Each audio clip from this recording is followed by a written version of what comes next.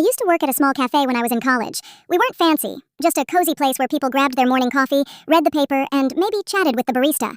Most customers were kind, polite, even friendly, but there was one guy who ruined every shift he walked into.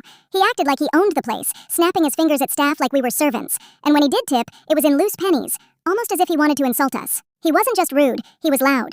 Every order had something wrong with it. If his drink was too hot, too cold, too sweet, too bitter, he'd slam it down on the counter and yell until the whole cafe went quiet. One time, he actually threw a cup of coffee on the floor and smirked. Maybe hire people who can do their jobs. We complained to the manager, but the guy spent money, so the boss always told us to just deal with it. We all hated him, but nobody could say anything. Then came the morning everything changed. He strutted in, sunglasses on indoors, bragging to anyone who would listen about his brand new luxury car. He went on and on about how expensive it was, how fast it could go, how people turned their heads when he drove by.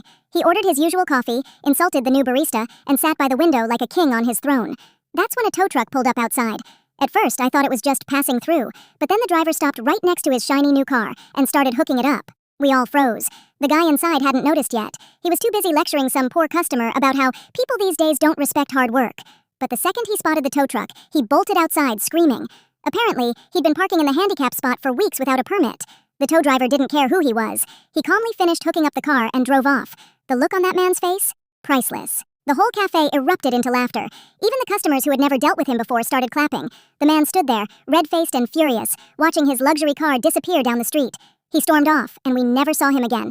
That was the day I learned something important. You don't always have to fight back. Sometimes, karma does the job better than you ever could.